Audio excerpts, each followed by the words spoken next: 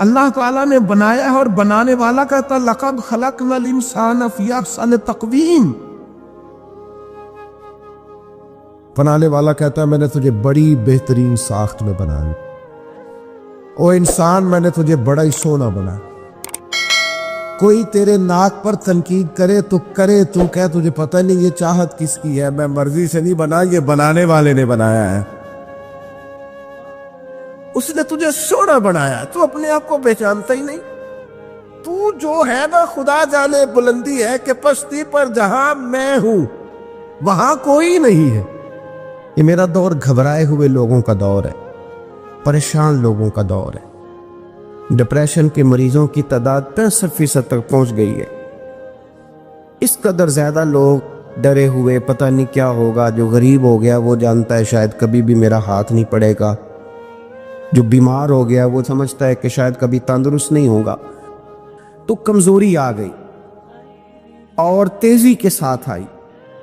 T V پہ بیٹھے لوگوں نے بھی کمزور کیا. پھر ایک تعویذ دھاگے والے تھے، انہوں نے بھی کہہ دیا تینوں کسی نے کچھ کیتا ہے. او بھئی کنے کیتا ہے؟ کہندا ہے دا مینوں حکم ہی نہیں، مینوں تے شرارت دا حکم سی، وہ میں کر چڑی. تینوں کسی نے کچھ ہے؟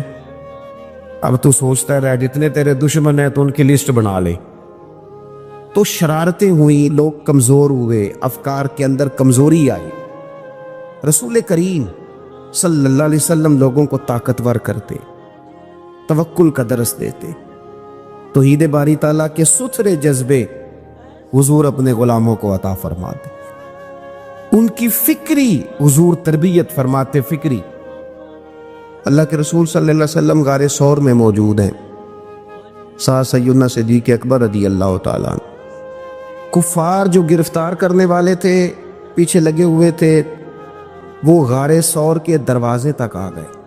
جس طرح ڈاکٹر بول دیتا ہے، وہ کہہ دیتا ہے کہ اب جناب مشکل ہے، اگلے ہفتے آپ چلے جائیں گے. تو وہ جو کمزور لوگ ہیں انہوں نے اگلے ہفتے کیا جانا ہوتا ہے، وہ جب ڈاکٹر بتاتا ہے اسی وقت ہی فوت ہو جاتے ہیں. وہ کہتے ہیں اگلا ہفتہ تو لیٹ ہے، اسی وقت ہی سمیٹ لیتے ہیں سامان سفر. اور کچھ لوگ ایسے تھے، ڈاکٹر نے کہا کہ جناب آپ کی رپورٹس بتاتی ہیں کہ آپ بہت جلدی چلے جائیں گے. تو انہوں نے کہا جناب آپ جو کہہ رہے ہیں اپنے علم کے مطابق کہہ رہے ہیں، پر ہونا تو وہ ہے جو میرا رب کریم چاہے گا. یہ وہ جذبات ہیں جو ہمیں رسول کریم علیہ السلام نے عطا فرمائے. دیکھو حضرت ابو بکر صدیق رضی اللہ تعالیٰ عنہ کے ساتھ حضور غار ثور میں موجود ہیں.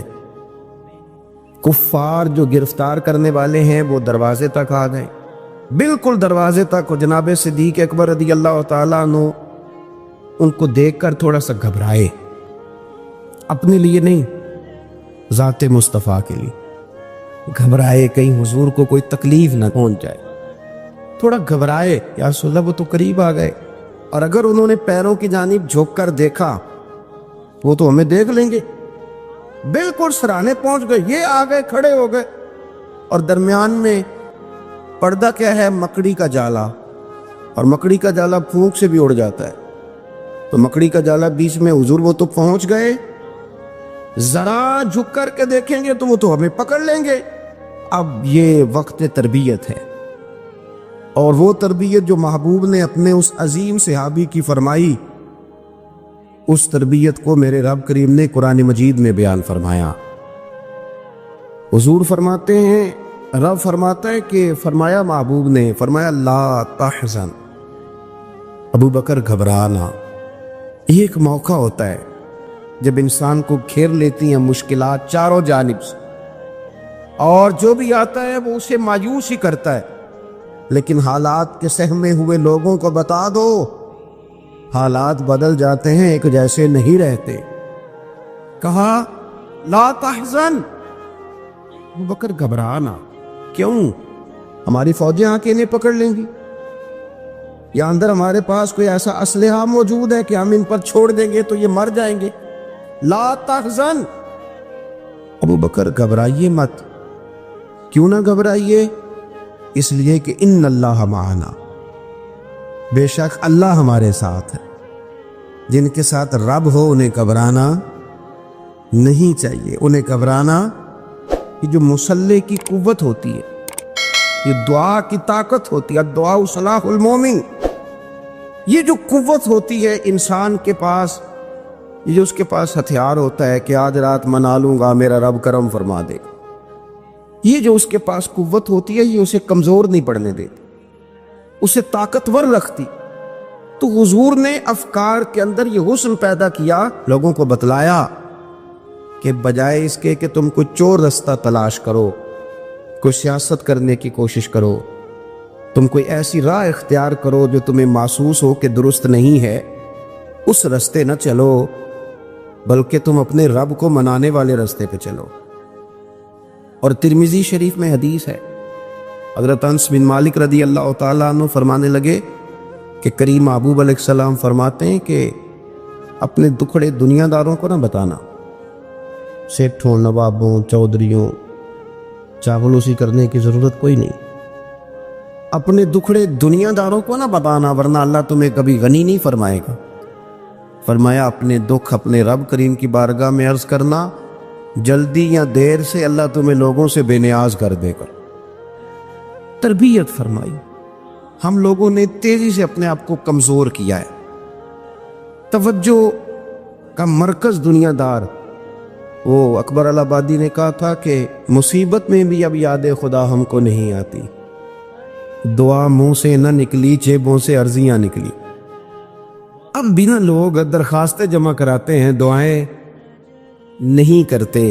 تو بھائی ایک تو یہ کہ توحید باری تعالیٰ کے بارے میں اصل نظریات، افکار کا حسن، پاکیزگی، اور آپ کا اپنے رب کی جانب پورا توجہ کرنا. ہمارے ہاں اب تو خیر کرامتیں فیس بک پہ آتی ہیں اور لوگ اس کا سوال بھی بڑا تگڑا کر کے کرتے ہیں. اور جو بچے چھوٹے موٹے ہماری طرح طالب علم ہوتے ہیں، کچھ کتابیں پڑھنے والے دین کے، وہ کئی دفعہ الجھ جاتے ہیں کہ اب اس کو ٹیلی کیسے کریں، ساتھ کیسے جوڑیں. ایسی کرامتیں اور کرامت بیان کرنا بھی لوگوں نے ذمہ داری سمجھ لیا ہے، حالانکہ جڑے محرم راز حقیقت دے وہ تے راز حقیقت کھول دے ہی نہیں. اے جنہ ویکھیا نہیں وہ کرن گلاں، جنہ ویکھ لیا وہ تے بول دے ہی نہیں، تو بات ہی نہیں کرتے. تو کرامت نا جوڑ جاڑ کے نا کہیں فٹ کی جاتی ہے. آپ کو بخاری مسلم میں حدیث ملے گی، کوئی بھی ایسی اوہام پرستی، کوئی بھی ایسا نظریہ، کوئی بھی ایسی بات جو ذہن کو منتشر کرے. یعنی ابھی تک لوگ کہہ دیتے ہیں ہمارے کہ وہ کالی بلی رستہ کاٹ گئی تھی. تو معاملہ بڑا، میں ملتان شریف پہنچا تو مجھے وہاں ایک میرے سنگی کہنے لگے، بڑا پرانا ان سے ربط ہے، کہنے لگے کہ میں نے آج نہ تجربہ کیا ہے، ویسے واقعی کالی بلی رستہ کاٹی ہے تو مشکل ہو گئی ہے. میں نے انہیں کہا کہ آپ کا تجربہ سجدہ صاحب کا محتاج ہے، آپ کو دوبارہ سے تجربہ کرنا چاہیے. خدا کے بندے، کالی بلی رستہ کاٹ جائے تو مشکل ہوتی ہے، تو میرا تو سارے رستے، کئی کالی گاڑیاں رستہ کاٹ گئی ہیں.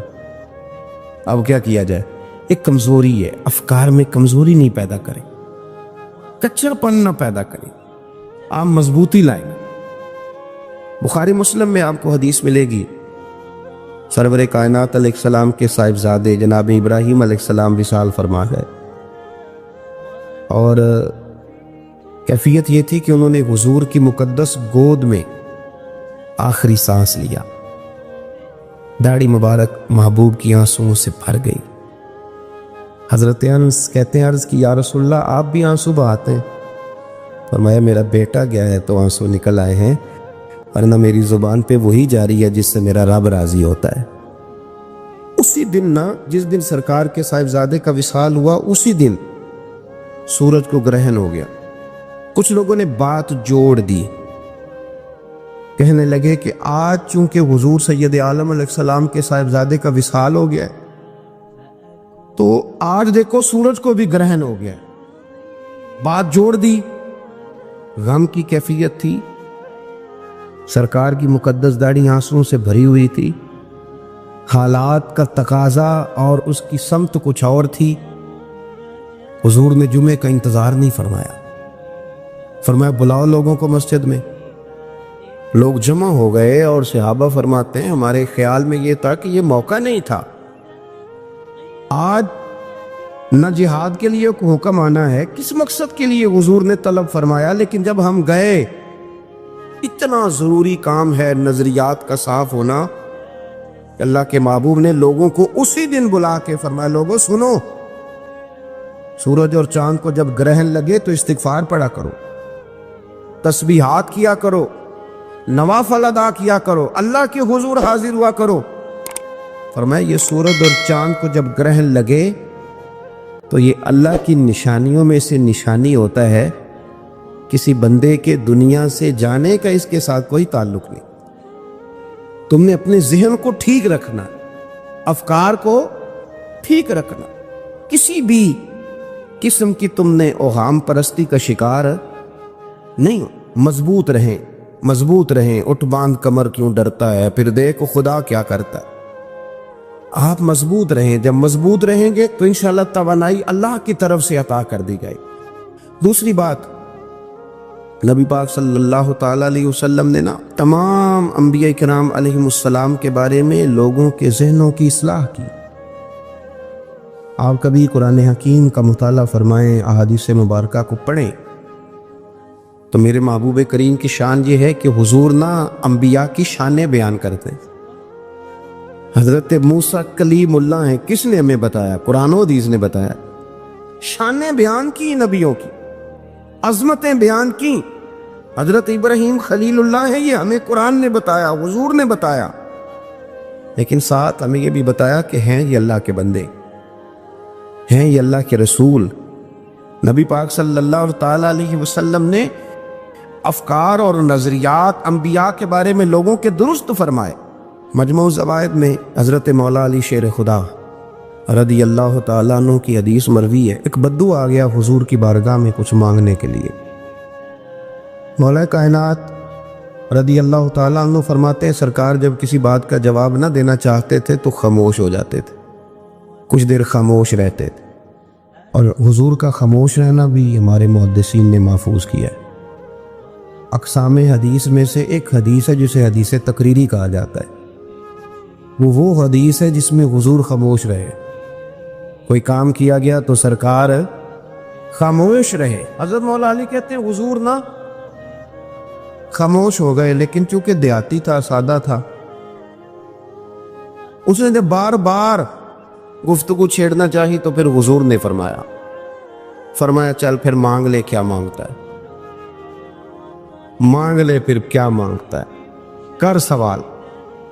دیہاتی تھا، سادہ آدمی تھا۔ مولا کائنات فرماتے ہیں ہمیں یوں لگا کہ اب یہ آخرت اپنی سوار جائے گا، جنت کا سوال کرے گا، لیکن بڑا ہی سادہ تھا۔ مانگنے پہ بھی آیا تو کیا مانگا؟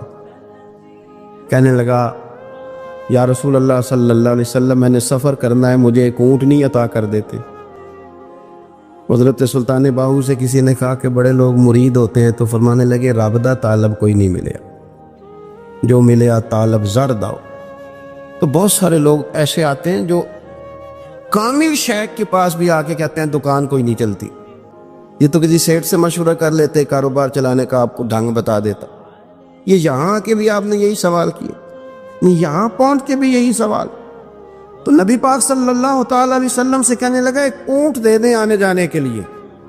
حضرت علی کہتے ہیں ہمیں بڑا افسوس ہوا، یار تو آیا کہاں پہ ہے اور تو مانگ کیا رہا ہے؟ تو بارگاہ دیکھ اور اپنا سوال دے، تو کہاں کھڑا ہے، کیا مانگ رہا؟ حضور مسکرائے اور مسکرا کر کے فرمایا کہ اونٹ تجھے دیا، چل کچھ اور بھی مانگ لے۔ حضرت علی کہتے ہیں ہم نے کہا اب جنت مانگے گا یہ حضور سے؟ تو بڑا ہی بولا تھا، کہنے لگا جی اگر آپ کچھ اور بھی دینا چاہتے ہیں تو اونٹ پہ ڈالنے کے لیے کجاوا بھی دے دیں۔ تو حضرت مولا علی شیر خدا فرماتے ہیں ہمیں پھر بڑا افسوس ہوا کہ یار دیکھو اتنا چانس ملا پھر کھو دیا ہے۔ رسول کریم علیہ السلام بھی مسکرائے،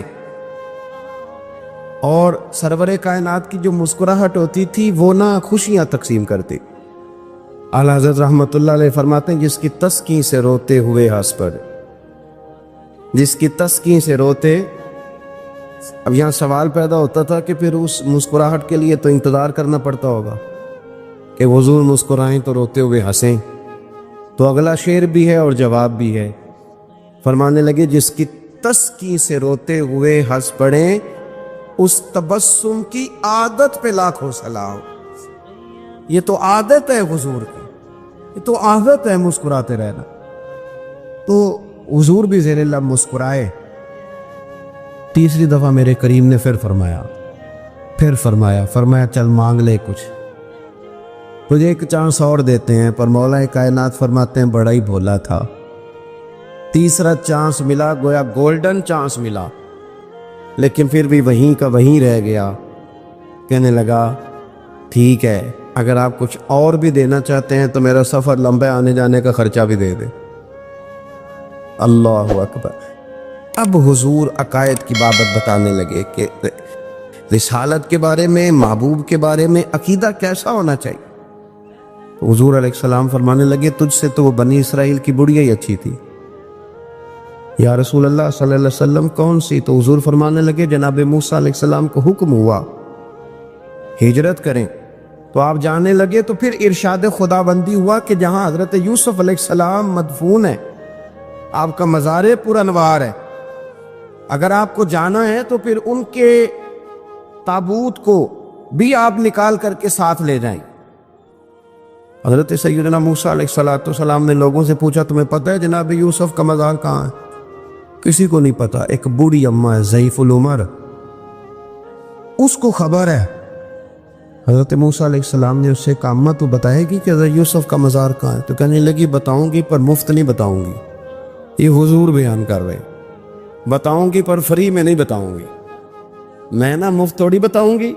فرمایا چل تو اپنی قیمت بتا بتانے کی. تو کہنے لگی میں اس شرط پہ جناب یوسف کے مزار کا پتہ بتاؤں گی کہ آپ مجھے جنت میں وہ والا گھر دیں گے جس کے پڑوسی جناب موسیٰ علیہ السلام ہو. آپ کے پڑوس میں گھر چاہیے. تجھ سے تجھی کو مانگ کے میں نے مانگ لی ساری کائنات. وہ والا مکان چاہیے جس کے پڑوسی آپ ہو. تو حضرت موسیٰ کلیم فرمانے لگے اماں چل جنت مانگ، تو نبیوں کے قریب مکان مانگ رہی ہے، وہ تو بڑا اونچا درجہ ہوگا، تو بڑی دور پہنچ گئی، اتنی بڑی سوسائٹی میں پلاٹ مانگ لیے، وہاں پہنچ گئی. تو بوڑھی کہنے لگی ٹھیک ہے پھر اگر یہ معاملہ ہے تو پھر ختم ہو گئی بات. اگر آپ نہیں بتاتے تو جائے میں بھی نہیں پتہ بتاتی.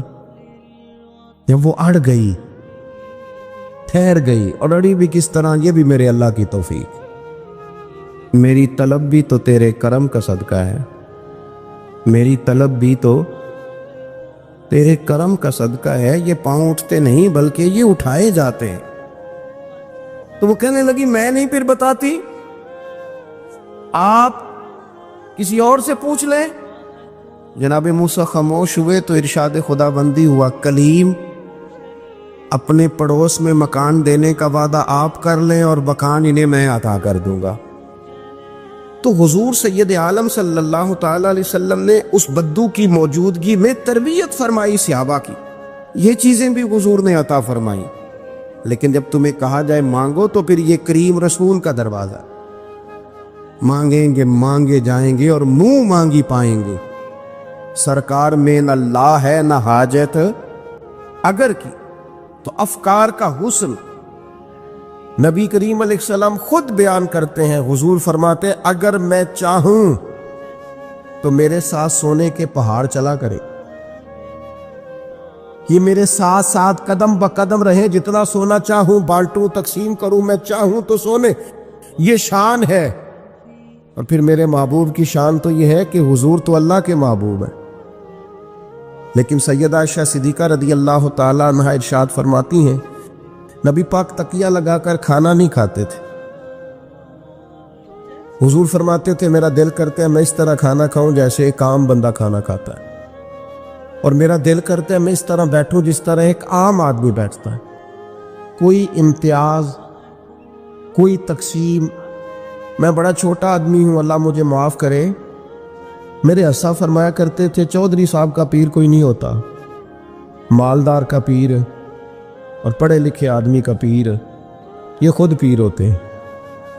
جدے کر دانے او دے کملے بھی، پیسے جو پاس ہیں اور ڈگریاں پاس ہوں تو پھر بھی اور علماء مجھ سے ناراض نہ ہو جائیں تو حضرت فرمایا کرتے تھے علماء خلیفے ہوتے ہیں، مرید نہیں ہوتے، یہ خلفاء ہوتے ہیں۔ یہ مرید تو وہ ہوتا ہے جو بیچارہ انکساری کے ساتھ پیچھے ہوتا ہے کہ میں کچھ سیکھ لوں۔ تو اگر اللہ تعالیٰ کسی وقت انسان کو شان دے، امام فخر الدین رازی فرماتے ہیں، دیکھیے نا، ایک ہے انسان کے حالات بڑے کمزور ہے تو وہ عاجزی دکھا رہا ہے، انکساری، اور ایک یہ ہے کہ پوری بلندیاں اللہ نے دی، ایک دفعہ پورا عروج اللہ نے عطا کیا ہے لیکن پھر بھی اس میں عاجزی رہے، انکساری رہے۔ اس کا مطلب یہ ہے کہ وہ بندگی کر رہا ہے، وہ جھکا ہوا ہے۔ امام فخر الدین رازی فرماتے ہیں جب نبی پاک علیہ السلام کو اللہ نے معراج پہ بلایا نا، معراج پہ، یعنی اتنا اونچا کوئی نہ گیا ہے نہ کبھی جا سکتا ہے جہاں مدینے والے محبوب تشریف لے گئے۔ امام رازی کہتے ہیں معراج میں جب ساری وسعتیں اور ساری بلندیاں نبی پاک علیہ السلام گزر گئے اور کائنات کی ہر چیز نیچے رہ گئی، کیا نوری کیا خاکی سب نیچے رہ گئے، ایک محبوب تھا، ایک محب تھا، ایک خالق تھا، ایک اس کی مخلوق اول تھی۔ نبی کریم علیہ السلام جب اللہ کی بارگاہ میں بیٹھ گئے تو رب کریم نے کہا محبوب مجھے بتائیے آپ کو کس نام سے پکاروں، محبوب بتاؤ نا کس لقب سے ملقب کروں، آج آپ میرے سامنے بیٹھے کس لقب سے یاد کروں؟ تو یہ شان دیکھو میرے کریم محبوب کی، کہا اے اللہ میرا دل کرتا ہے تو مجھے اپنا بندہ کہہ کے پکارے، متائے بے بہا ہے درد و سوز آرزو مندی، مقام بندگی دے کر نہ لو شان خدا بندی۔ رسول کریم نے امت کو بتایا جو رب کا بندہ کہلانے میں مزہ ہے نا وہ کسی اور چیز میں نہیں ہے۔ مالک مجھے اپنا بندہ یا عبدی، بندہ کہہ کے بلا، تیرا بندہ کہلانے میں جو مزہ ہے، عاجزی انکساری، یہ انسان کو بڑا نوازتی ہے۔ صحیح مسلم میں حدیث ہے، ایک خاتون حضور کی بارگاہ میں آئی جس کی عقل میں کچھ تھوڑی کمزوری تھی، حواس پورے درست، ہم اپنے لفظوں میں دیوانہ کہتے ہیں، کچھ لوگ اب نارمل بھی کہتے ہیں ایسے آدمی، ذہنی توازن پوری طور پہ ٹھیک نہیں تھا۔ وہ خاتون حضور کی بارگاہ میں آئی اور اس نے عرض کی یا رسول اللہ مجھے آپ سے کام ہے۔ تو نبی پاک علیہ السلام نے فرمایا تو مدینے کی جس گلی میں کہے گی میں کھڑے ہو کے تیری بات سننے کو تیار ہوں۔ وہ حضور کو لے گئی ایک کونے میں، لے جا کے اس نے اپنی ساری بات سنائی اور مدینے والے محبوب نے ساری بات سنی۔ ایک طرف شان یہ ہے کہ محبوب معراج کی بلندیوں پر اللہ کے قرب خاص میں بیٹھے ہیں، اور دوسری طرف حال یہ ہے، عاجزی یہ ہے کہ ایک وہ امت کی خاتون جس کا ذہنی توازن ٹھیک نہیں ہے، مدینے کی گلی میں کھڑے ہو کے کریم اس کی باتیں بھی سن رہے ہیں۔ جب اللہ تعالیٰ شان عطا کرے، بلندیاں عطا کرے تو پھر انسان کو تھوڑا سا سمجھنا چاہیے۔ اچھا ایک وقت ایسا آتا ہے جب کچھ لوگ بندے کو تکلیف دیتے ہیں، پھر ایک ٹائم ایسا آتا ہے وہ تکلیف دینے والے اس کے سامنے آ کے بیٹھ جاتے ہیں، عاجزی کرتے ہیں۔ مکے والوں نے بڑی تکلیف دی، پھر بدر والی دن وہ قابو آ گئے، گرفتار ہو گئے۔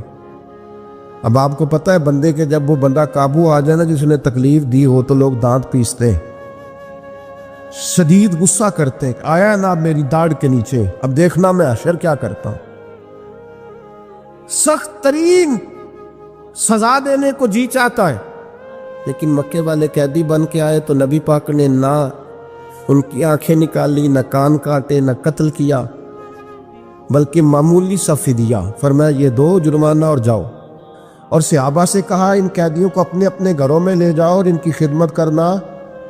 وہ قیدی بتاتے ہیں کہ قربان جائیں اس حسن سلوک پر کہ جن کے گھروں میں ہم قیدیوں کو رکھا گیا تھا وہ خود کھجوریں کھا کے گزارا کرتے تھے، ہمیں کھانے کھلایا کرتے تھے، خود کھجور پانی پر گزارا کرتے تھے۔ ایک شخص ان میں تھا ابو ایذا اس کا نام تھا، وہ شاعر تھا، اس نے نبی پاک علیہ السلام کی خدمت میں عرض کی یا رسول اللہ میری 5 بیٹیاں ہیں، میں فدیے کی رقم بھی کوئی نہیں دے سکتا، اگر آپ مجھے ویسے ہی آزاد کر دینا تو نہ آج کے بعد اسلام کی مخالفت کروں گا نہ کسی اور کو ابھاروں گا۔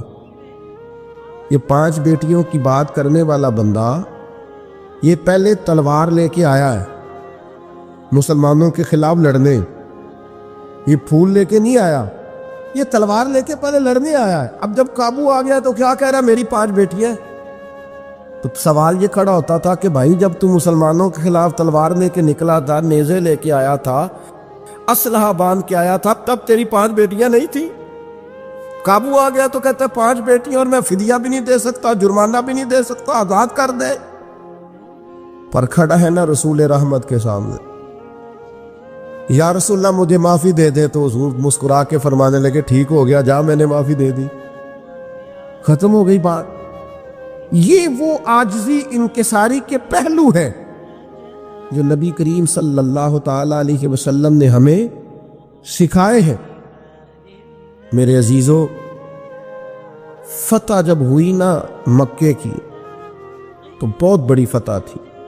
خود قرآن نے کہا اذا جاء نصر اللہ والفتح ورأیت الناس يدخلون فی دین اللہ افواجا، بہت بڑی فتح تھی۔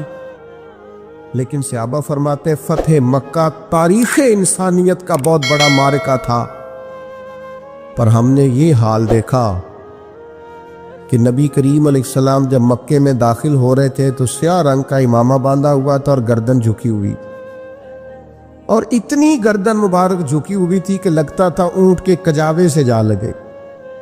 عاجزی سے، انکساری سے، جیسے جیسے پھل لگ جاتا ہے درخت ویسے ویسے جھک جاتا ہے۔ تو جب اللہ تبارک و تعالیٰ کسی شخص کو عروج دے، حالات اچھے کرے، تو پھر اسے کیا کرنا چاہیے؟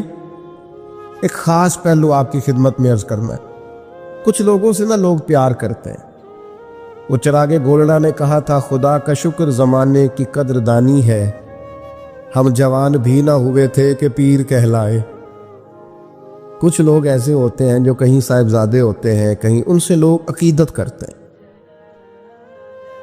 خدا کا شکر زمانے کی قدردانی لیجیے۔ جو پیر ہے نا، یہ فارسی کا لفظ ہے، پیر بوڑھے کو کہتے ہیں، اصل میں ہمارے عرف میں پیر رہنما کو کہتے ہیں، لیکن پیر بیسیکلی بوڑھے آدمی کو کہتے ہیں۔ تو پیر نصیر الدین کہتے ہیں کہ خدا کا شکر زمانے کی قدردانی، ہم جوان بھی نہ ہوئے تھے کہ پیر کہلائے۔ ایسا ہوتا ہے کئی دفعہ۔ یہ جو عقیدتیں ہوتی ہیں نا، جن لوگوں سے لوگ عقیدت رکھتے ہیں، ان کا عاجزی والا ہونا بھی بڑا ہی ضروری، ان کا انکساری والا ہونا بھی۔ یہ جو مذہبی محبتیں ہوتی ہیں نا، یہ بڑی ڈاڈی ہوتی ہیں۔ جن سے لوگ دین کے نام پر محبت کرتے ہیں نا، ایک دفعہ ایک سابق MP صاحب میرے پاس آ گئے وقت لینے کے لیے، تو میں نے معذرت کی ان سے، میں نے کہا میرے پاس ٹائم نہیں ہے۔ تو کہنے لگے پیر صاحب بندے تے ساڈے مگر بھی بڑے نے، پر یہ وے کہ تساں نہ ہی کر چھڑیے۔ میں کہ تواڈے مگر جڑے نے نا وہ ووٹ دیندے نے، تے ساڈے مگر جڑے نے وہ جان دیندے نے، اے ساڈا تے تواڈا فرق ہے۔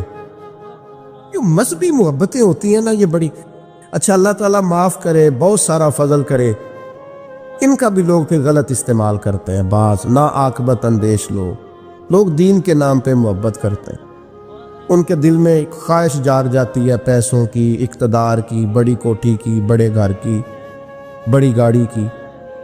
مذہبی عقیدتیں جو ہوتی ہیں نا، یہ بڑی انفرادی ہوتی ہیں، اور اس میں کئی دفعہ تھوڑی آزمائش بھی۔ جس کو لوگ نیک سمجھتے ہیں، لوگ کہتے ہیں جنازہ بھی اسی نے پڑھانا ہے، نکاح بھی کیونکہ بندہ جو نیک ہے، کول پہ بھی اسی نے آنا ہے، محفل پہ بھی اسی نے آنا ہے۔ کیوں کہ بندہ وہ نیک پھر بیچارہ خود کچھ بھی نہیں کر سکتا، سارے کام نیک آدمی سے کرانے ہیں۔ بندہ نیک ہے لہذا سارے کام، پیتا بھی یہی کاٹے گا، افتتاح بھی یہی کرے گا، سارے کام یہ کرے گا، کیونکہ بندہ نیک ہے۔ اب وہ جیسے تیسے بھی ہو، چونکہ نیک ہے لہذا اسے بھی ہر جگہ۔ تو اس کے کئی پہلو ہیں مذہبی محبتوں کے۔ کائنات میں دین کے نام پر جو سب سے زیادہ پیار کیا گیا وہ مدینے والے محبوب سے کیا گیا۔ یعنی اتنا پیار کیا گیا کہ عروہ بن مسعود ثقفی نے کہا تھا میں نے زمانہ دیکھا ہے، وہ بادشاہ بھی گویا دیکھے جو اپنے آپ کو سجدے کراتے ہیں معاذ اللہ، لیکن جو عقیدت مدینے والے محبوب کے غلام حضور کے ساتھ رکھتے ہیں نا، یعنی کلی کا پانی سرکار اگر باہر نکالے تو جو لوگ چہروں پہ مل لے، اور جس کو پانی نہ ملے وہ دوسرے کے ہاتھ سے مس کر کے اپنے چہرے پر مل لے. اتنی عقیدتیں. یعنی حضرت عثمان غنی بیت اللہ شریف سامنے ہو اور ان سے کہا جائے طواف کر لو تو وہ کہے نہیں، اپنے نبی کے بغیر نہیں کرنا. یعنی اتنی عقیدت کہ ام المومنین سیدہ ام حبیبہ ان کے والد ابو سفیان ملنے آئے تو بستر سمیٹ لے، ان سے کہا جائے پتر تو نے بستر اٹھا لیا ہے؟ تو وہ کہیں اس لیے اٹھا لیا کہ یہ میرے نبی پاک کا بستر ہے، اس پر باپ چاہے کوئی بھی ہو، اگر کافر اور مشرک ہے تو حضور کے بستر پر بیٹھ سکتا. اتنی عقیدتیں نبی پاک کے ساتھ لوگوں نے کی، لیکن اس کے باوجود رسول پاک صلی اللہ تعالی علیہ وسلم کا یہ عاجزی کا عالم ہے کہ جب بدر کے لیے حضور جا رہے تھے تو ایک ایک سواری تھی اور تین تین لوگ تھے. تو نبی پاک علیہ السلام کے ساتھ بھی دو لوگ ہو گئے، حضرت مولا علی شیر خدا اور حضرت ابو لبابہ رضی اللہ تعالیٰ عنہ. تو طریقہ کار یہ تھا کہ تینوں لوگ باری باری سوار ہوتے، دو پیدل چلتے ایک سوار ہوتا. حضرت ابو لبابہ رضی اللہ تعالیٰ عنہ سوار ہوئے، مولا علی سوار ہوئے، پھر میرے نبی کریم سوار ہوئے. جب باری آئی حضور کے پیدل چلنے کی تو غلاموں نے کہا یا رسول اللہ ہمارا نہیں دل کرتا آپ پیدل چلیں، آپ بھی سواری پہ بیٹھیں. تو بتائیں حضور نے کیا فرمایا؟ فرمایا نہ تو تم مجھ سے زیادہ طاقتور ہو اور نہ ہی ایسا ہے کہ تمہیں اللہ سے ثواب زیادہ لینا ہے، مجھے لینا نہیں، مجھے بھی اپنے رب سے اجر لینا ہے. جس طرح تم پیدل چلے ہو میں بھی اسی طرح پیدل چلوں گا. یہ عقیدت، محبت، الفت اپنی جگہ پر وہ کوئی کر رہا ہے، لیکن سرور کائنات علیہ السلام نے جواب میں عاجزی کر کے دکھائی، انکساری کر کے. صحابہ جانے لیے حاضر ہے، حضور جو آپ حکم کرے ابرو کے اشارے پر ہر چیز قربان ہے. لیکن دوسری طرف منظر یہ ہے کہ اگر صحابہ کہتے ہم مسجد نبوی کی تعمیر کے وقت 3 اینٹیں اٹھا کے لاتے تھے تو حضور 4 اٹھا کے لاتے. نبی کریم علیہ السلام نے کسی ممتاز ہونے کو، کسی امتیاز کو پسند ہے نا. ہمارے اندر بہت سارے لوگ جو اپنے گھر بھی سبزی لینے نہیں جا سکتے، اگر ڈرائیور رکھنے کی طاقت مل جائے نا، 4 پیسے آ جائے، پھر ان کا خیال ہوتا ہے گاڑی کا دروازہ بھی ڈرائیور ہی کھولے، بند بھی ڈرائیور ہی کرے، پتہ تو چلے نا کسی کو کہ جناب نے ملازم رکھا ہوا ہے. یہ چیزیں انسان کو مشکل میں ڈال دیتی ہیں، اس کی تکالیف بڑھ جاتی، اس میں آزمائش آ جاتی، حالات کا تناظر کچھ اور کا کچھ اور ہو جاتا. انسان جب اتنا بڑا ہو جاتا ہے تو پھر وہ عام انسانوں کے ساتھ وقت نہیں گزار سکتا، پھر اپنوں کے ساتھ بھی وہ خوشیاں گزار سکتا نہیں. وہ پھر اپنوں کے لیے بھی، میں ملک سے باہر تھا تو چند لوگ میرے گرد آ کے بیٹھ گئے، کہنے لگے ہمارا دل کرتا ہے مستقل یہاں آ جائیں. انہوں نے کئی باتیں کی، یہ کام دین کا زیادہ ہو جائے گا، یہ کام دین کا زیادہ ہو جائے گا، یہ کام دین کا زیادہ ہو جائے گا. تو میں نے ان سے کہا اگر میں وہاں بیٹھ کے آپ تک پہنچ گیا تھا نا اور آپ وہاں بیٹھے مجھے جاننے لگے تو میں تو ایک چھوٹی سی مسجد میں جمعہ پڑھانے والا آدمی، اگر وہاں بیٹھ کے دین کا کام یہاں پہنچ گیا ہے تو انشاءاللہ وہاں بیٹھ کے باقی جگہوں پر بھی پہنچ جائے گا. تھوڑا سا انسان واپس آئے، چیزوں کو دیکھے، وہ غور رکھے کہ اصل کیا ہے. ممتاز ہو جانا، الگ الگ نظر آنا، لہجے کے اندر ترشروئی رکھنا اور کہنا کہ جناب میں ایک خاص آدمی ہوں، میرا وقار الگ ہے، میری ملاقات الگ ہے، میرا پروٹوکول الگ ہے، ان سے انسان تکلیف میں آ جاتا. آپ یقین کریں جن لوگوں کو عادت ہو جاتی ہے نا اسٹیج پہ بیٹھنے کی، وہ تو محفل کی لذت ہی نہیں لے پاتے. ان بیچاروں کو ایسا سخت مسئلہ، یہ میں نے دیکھا ہے کچھ لوگ مذہبی جلوس نکل رہا ہے، میلاد شریف کا ہے، کوئی اور تقریب ہے، اس میں بھی بیچارے بڑے سخت پریشان ہیں، کسی طریقے سے میری فوٹو آ جائے، کسی کو پتہ چل جائے. تو بھائی مذہبی عقیدتیں ہوں یا کسی قسم کی بھی، آپ اپنی عاجزی کو برقرار رکھیں گے، اپنی بندگی کو کبھی بھی آپ ادھر ادھر نہیں ہونے دیں گے۔ سفر کر رہے تھے صحابہ نبی پاک کے ساتھ، تو ایک جگہ بکرا ذبح کر کے پکانے کی بات آئی، تو ایک صحابی نے کہا میں ذبح کروں گا، ایک نے کہا میں کھال اتاروں گا، ایک نے کہا میں گوشت بناؤں گا۔ تو نبی کریم علیہ السلام فرمانے لگے کہ پھر میں اس طرح کرتا ہوں، میں لکڑیاں اکٹھی کر کے لاتا ہوں تاکہ آگ جلائی جائے، میں لکڑیاں اکٹھی کر کے لاتا ہوں۔ تو عرض کی یا رسول اللہ صلی اللہ تعالی علیہ وسلم، ہم سب ہیں نا، ہم یہ کام کریں گے؟ تو حضور نے فرمایا میں تم میں سے ممتاز ہونا پسند نہیں کرتا۔ کریم ارشاد فرمانے لگے بے شک اللہ تعالیٰ کو یہ بات ناپسند ہے کہ کوئی بندہ اپنے ساتھیوں میں امتیاز کی صورت اختیار کرے، الگ تھلگ نظر آئے۔ میں ممتاز ہونا پسند نہیں کرتا، لہذا میں یہ کام کروں گا۔ میرے بھائیوں، زندگی میں ہر قسم کا تکبر، وہ عہدے کا ہو، وہ علم کا ہو، وہ دولت کا ہو، وہ سمجھداری کا ہو، وہ اونچی برادری کا ہو، کوئی بھی تکبر ہو، نبی پاک نے حد بندی کر دی۔ فرمایا رائی کے دانے کے برابر بھی اگر تکبر ہوا، رائی کے، پتہ ہے نبی پاک علیہ السلام کو اللہ نے عقل کتنی عطا کی؟ حضرت وہب ابن منبہ فرماتے ہیں اللہ تعالیٰ نے عقل کا 1000 حصہ کیا ہے، ایک حصہ عقل اللہ نے ساری دنیا کو عطا فرمائی۔ اسی سے ڈاکٹر ہے، اسی سے انجینئر ہے، اسی سے سائنسدان ہے، اسی سے علماء ہے، سب اسی سے بنے، جو ایک حصہ عقل اللہ نے دنیا میں نازل کی۔ فرمایا باقی 999 حصے عقل کے اللہ نے اپنے حبیب کو عطا فرمایا۔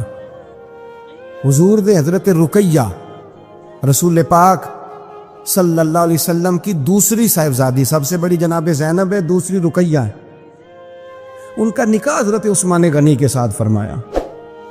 اور حضرت عبداللہ بن حزم فرمایا کرتے تھے سارے صحابہ سونے تھے، پر صحابہ میں جو سب سے سونے تھے وہ حضرت عثمان غنی تھے۔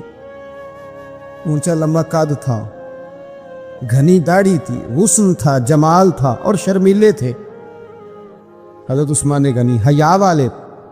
حضرت اسامہ بن زید رضی اللہ تعالیٰ عنہ فرمانے لگے، یہ طبرانی کی حدیث ہے، حضرت اسامہ بن زید کہتے ہو گھر میں نا سالن پکا نبی پاک صلی اللہ علیہ وسلم، حضور نے سالن کھایا تو بڑا مزیدار لگا۔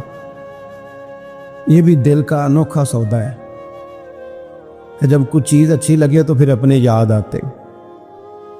آپ یقین کریں، پھر بندہ کہتا ہے تھوڑی پیک بھی کرا لوں بچوں کے لیے، اپنے یاد آتا۔ حضرت اسامہ بن زید کہتے ہیں سالن بڑا عمدہ تھا، گوشت پکا تھا، حضور نے تھوڑا سا برتن میں ڈالا، فرمایا جا میری بیٹی رقیہ کو دے آ۔ جناب اسامہ بن زید رضی اللہ تعالیٰ عنہ فرماتے ہیں ایک تو میں چھوٹا تھا، دوسرا بھی پردے کی آیتیں بھی نازل نہیں ہوئی تھی، ایک دوسرے کے گھروں میں بلا روک ٹوک لوگ آیا جایا کرتے تھے۔ آپ فرماتے ہیں وہ سالن کا برتن لے کے جب میں پہنچا نا حضرت عثمان غنی کے گھر، دونوں میاں بیوی ایک چارپائی پہ بیٹھے تھے۔ فرماتے ہیں میں نے بھی دنیا دیکھی پر اتنا سونا جوڑا میں نے بھی کبھی نہیں دیکھا۔ آپ فرماتے ہیں کبھی میں سیدہ رقیہ کی جانب دیکھتا، کبھی حضرت عثمان غنی کو، اور مجھے بھول ہی گیا میں کس کام آیا ہوں، مجھے بھول گیا، میں محو ہو گیا۔ کہتے ہیں کہ وہ حضور کے داماد اور شہزادی کو دیکھ کے میری نظریں ہٹتی نہیں۔ کہتا جب میں دیر تک دیکھتا رہا تو عثمان غنی مسکرائے، فرمانے لگے اسامہ کدھر آئے تھے یار؟ تو جیسے بندے کی آنکھ کھل جاتی ہے۔ میں نے کہا جی میں سالن دینے آیا تھا۔ کہتے ہیں میں نے پیش کیا، جب میں واپس گیا سارے رستے پروگرام بناتا گیا کہ عرض کروں گا یا رسول اللہ، یہ چاؤ ہوتا ہے نا، یہ چاؤ ہوتا ہے۔ گاؤں میں کسی کی بارات آتی ہے تو پرانی عورتیں جو ہوتی تھی وہ دولہا دیکھ کے کہتی تھی اللہ نے بڑی سونی جوڑی ملا دی۔ کیا بات، یہ ایک چاؤ ہوتا ہے، شوق ہوتا ہے۔ حضرت سیدنا اسامہ بن زید فرماتے ہیں میں سارے رستے پروگرام بناتا گیا کہ عرض کروں گا حضور کمال ہے، کیا اللہ نے آپ کی شہزادی کو اور آپ کے داماد کو نوازا ہے، کمال ہے۔ کہتے میں پروگرام بناتے جا رہا تھا، لیکن جیسے ہی میں پہنچا حضور کے حجرے میں قدم رکھا، مجھے بتانا ہی نہیں پڑا، حضور مسکرا کے فرمانے لگے اسامہ میری بیٹی اور میرے داماد کو دیکھا؟ یا رسول اللہ دیکھا، فرمایا اتنے سونے لوگ پہلے بھی کبھی دیکھے ہیں؟ میں نے عرض کی حضور نہیں، میں نے پہلے کیا بریلی کے امام کا انداز ہے، فرماتے ہیں تیری نسل پاک میں ہے بچہ بچہ نور کا، کیونکہ تو ہے عین نور تو تیرا سب گھرانہ ہی نور کا۔ حضرت عثمان غنی رضی اللہ تعالیٰ عنہ اور جناب رقیہ، خوبصورت ترین۔ اچھا، مکہ شریف میں بڑے ظلم کیے لوگوں نے مسلمانوں پہ، مسلمان مجبور ہو گئے ہجرت کرنے کے لیے۔ ایک ہجرت مدینہ شریف سے پہلے ہوئی تھی، اس کو ہجرت حبشہ کہا جاتا ہے۔ اس ہجرت حبشہ میں نبی پاک کی شہزادی جناب رقیہ بھی شامل تھی اور حضرت عثمان غنی بھی شامل تھے۔ حضرت رقیہ نے اجازت مانگی، یا رسول اللہ سب لوگ حبشہ جا رہے ہیں تو میں اور عثمان بھی چلے جائیں؟ تو نبی پاک صلی اللہ علیہ وسلم نے فرمایا چلے جاؤ، یہاں کافر تنگ کرتے ہیں، وہاں جا کے یکسوئی سے رہو گے۔ یہ دونوں میاں بیوی چلے گئے، ہجرت کر لی حبشہ کی جانب، اللہ کے راستے میں۔ حدیث میں مجموع الزوائد میں جو لفظ ہے نا وہ نرالے ہیں۔ صحابہ فرماتے ہیں حضور ہر آنے جانے والے سے پوچھتے میری رقیہ کا کیا حال ہے، میرے عثمان کا کیا حال ہے، لیکن خبر نہ کوئی ملتی، حضور پریشان رہتے۔ صحابہ فرماتے ہیں ایک عورت ایک دن آئی، نبی پاک علیہ السلام نے اس سے بھی فوراً پوچھا بتاؤ نا میرے عثمان اور رقیہ کا کیا حال ہے، ملی ہو؟ کہنے لگی یا رسول اللہ میں مل کے آئی ہوں، عثمان کو تو اللہ نے شان ہی بڑی دی ہے، وہ مٹی کو بھی ہاتھ لگاتا ہے تو رب اسے سونا بنا دیتا ہے، وہ تو کمال ہو گئی۔ اللہ کے حبیب وہ بڑے سکون میں ہیں، سکھی ہیں۔ اب حضور نے بیان کیا مجموع الزوائد میں اور تاریخ الخلفاء میں امام سیوطی علیہ رحمہ نے اس کو لکھا۔ اب یہاں نبی پاک علیہ السلام فرمانے لگے، حضور فرمانے لگے اللہ کے نبی حضرت لوط علیہ السلام وہ تھے جنہوں نے اپنی بیوی کے ساتھ اللہ کے راستے میں ہجرت کی تھی۔ حضرت لوط علیہ السلام، ہجرت بہت بڑا مقام ہے اگر کوئی دین کے لیے کرے، لیکن صحابہ نے ہجرت کی تو اکیلے اکیلے، حضرت ابو بکر بھی ہجرت کر کے گئے تو اکیلے، حضرت عمر بھی گئے تو اکیلے، لیکن حضور فرمانے لگے انبیاء میں سے حضرت لوط علیہ السلام نے ہجرت کی تھی اپنی بیوی کے ساتھ، چونکہ گھر والوں کو لے کے ہجرت کرنا مشکل ہوتا ہے، جو کام مشکل ہو اس پہ اجر بھی زیادہ ملتا ہے۔ حضرت لوط نے ہجرت کی تھی اپنی بیوی کو لے کے، فرمایا جناب لوط سے لے کر آج تک دوبارہ اگر کسی جوڑے کو ہجرت کرنے کی سعادت ملی ہے تو میرے عثمان اور میری بیٹی رقیہ کو ملی ہے۔ فرمایا عثمان نے اپنی بیوی سمیت ہجرت کی ہے۔ حضرت لوط علیہ السلام سے لے کر عثمان غنی تک، اگر کبھی آپ اس پہلو کو سمجھے تو بڑا ذائقہ دے گا کہ گھر بار چھوڑا ہے، ہر چیز قربان کی ہے، کس لیے؟ اللہ اور اللہ کے رسول کے لیے۔ تو یہ پہلا نبی پاک صلی اللہ علیہ وسلم نا اس جوڑے سے پیار کرتے، حکمتیں۔ ہمارے ہاں پتہ کیا ہوتا ہے، کچھ دکھ نا ہم نے جان بوجھ کے گھڑ لیے ہیں، وہ دکھ نہیں ہیں، جان بوجھ کے۔ مثلاً ابا جی گئے بیٹی کے گھر میں شادی کے 2 4 5 مہینے کے بعد، تو واپس آ کے ابا جی رو پڑے، کیا ہو گیا جی آپ کو؟ کہتے ہیں اوہو میری تھی تے اتنے کام ہی بڑے کر دی پئی، میں نے بڑے لاڈوں سے پالی تھی، بڑی لاڈلی تھی، وہ میں گیا ہوں چولہے کے آگے کھڑی تھی۔ یہ جعلی دکھ ہے، اپنے گھر کا کام کر رہی تھی کہ یہاں وہ اللہ معاف کرے اسے نوکری کرا رہے تھے۔ تو یہ جان بوجھ کے گھڑے ہوئے دکھ ہیں جن کا کوئی معنی نہیں، کوئی مطلب نہیں۔ اپنے گھر کا کام کر کے بچی کی صحت بھی ٹھیک ہوگی، اس کے نظریات بھی پختہ ہوں گے اور خامند کی عزت کرے گی، اسے راضی کرے گی، تو میرے رسول پاک نے فرمایا رب جنت بھی عطا فرمائے گا۔ لیکن یہ دکھ ہے جناب، ہو میں گیا گرمی بڑی سخت تھی، یعنی یہ دکھ ہے کوئی کہ میری بیٹی روٹیاں پکاتی ہے، شکر کر پکاتی ہے، اللہ کا احسان سمجھ۔ یہ تو دور ہے وسوسوں کا۔ میں تو کہتا ہوں اس میں جو بندہ زیادہ مصروف ہے نا، جس کو روٹی کھانے کا ٹائم بھی مشکل سے ملتا ہے، وہ بھلا آدمی ہے۔ تھک کے سوئے، یہ ٹینشنوں میں نہ پڑے، چگلیوں میں نہ پڑے، غیبت میں نہ پڑے، گلے نہ کرے، بری سوچ نہ اسے آئے، اچھا اللہ کا شکر ادا کر۔ اور یہ پرانے لوگوں کے اندر یہ خاص، آج کل تو میں دیکھتا ہوں سارے بیچارے نوجوان لڑکے انہوں نے جمعے والے دن ہینگر لٹکائے ہوتے ہیں، پیچھے سارے کپڑے دھوبی سے استری کرا کے لا رہے ہو، سارے پتہ نہیں کہاں کہاں کاج ہوتے ہیں، بھی نہیں سمجھ آتی۔ سب نے سائیکل پہ روٹیاں لٹکائی ہوتی، کھانا پا گیا روٹیاں لے آؤ، کون سے کام کی بات ہے؟ پھر بھی ابا جی رو رہے ہیں آ کے۔ اور یہ بچیوں کی ٹریننگ کریں، آپ یقین کریں یہ مفت کے رٹے ہیں، جھگڑے کیا ہو جاتا ہے۔ سنو میرے رسول پاک نے کیا فرمایا۔ کسی نے پوچھا حضور بہترین مسلمان کون ہے؟ تو نبی پاک نے فرمایا جو سلام لینے میں پہل کرے اور روٹی زیادہ کھلائے۔ تو اگر آپ کی بیٹی کسی کو روٹی پکا کے کھلائے گی تو بہترین مسلمان بنے گی۔ کون سا دکھ آپ نے پالا؟ سنو میں آپ کو حدیث سناتا ہوں۔ میرے نبی کریم علیہ السلام حضرت عثمان غنی کے گھر تشریف لے گئے۔ جناب عثمان غنی کے حضور اچانک گھر پہنچے۔ حضرت ابو ہریرہ رضی اللہ تعالیٰ عنہ فرمانے لگے جب نبی پاک علیہ السلام ان کے حجرہ نور میں داخل ہوئے نا تو نبی پاک کی شہزادی سے بڑھ کر تو کوئی شہزادی نہیں نا، یہ تو وہ خواتین ہیں جن کو قرآن نے سب سے بہترین کہا۔ حضور کے گھر میں رہنے والے لوگوں کو حضور کی لخت جگر جناب رقیہ۔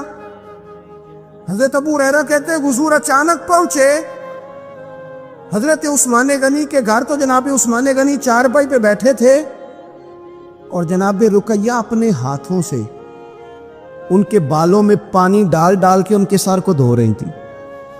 یعنی چکی بھی پیسیں جناب رقیہ، لیپا پوتی بھی کریں کچے مکان کو، گھر کا سارا کام کاج بھی کریں اور اپنے شوہر کے بالوں میں پانی ڈال کر وہ سر بھی دھوئے۔ حضور پہنچ گئے، جناب عثمان غنی کی نظر پڑی تو جھجک محسوس کی۔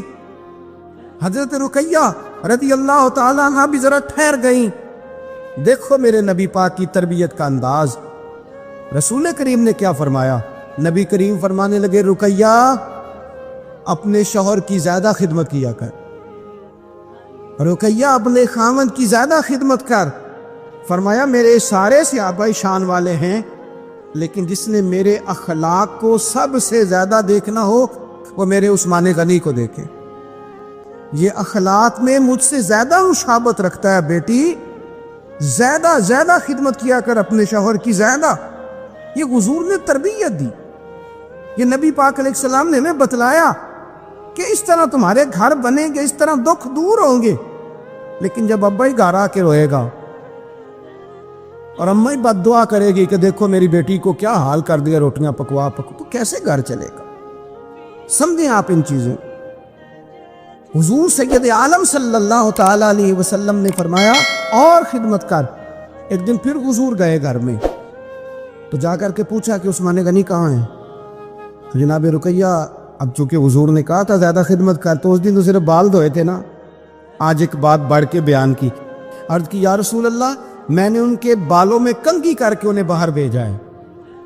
آپ ذرا انداز دیکھیے شہزادی کے بات کرنے کی۔ حضور میں نے بالوں میں کنگھی کر کے بھیجا ہے۔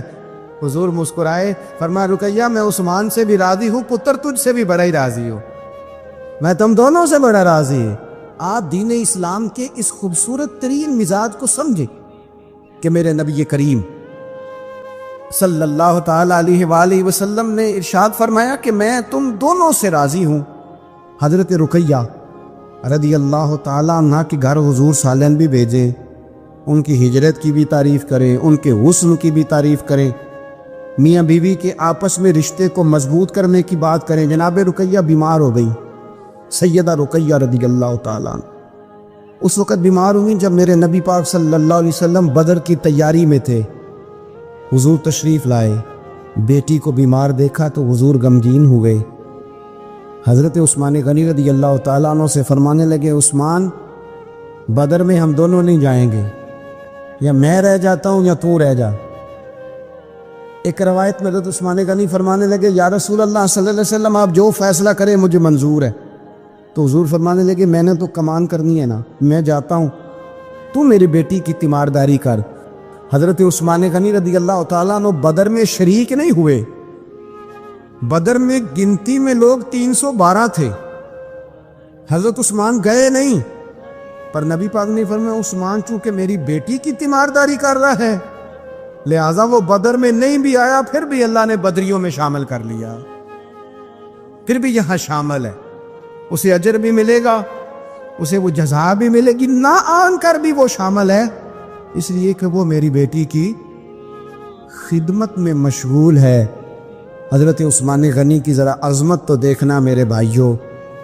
حضور جب بدر سے واپس آئے تو جناب رقیہ وصال کر گئی تھی، جناب عثمان انہیں دفن کر کے آ رہے تھے۔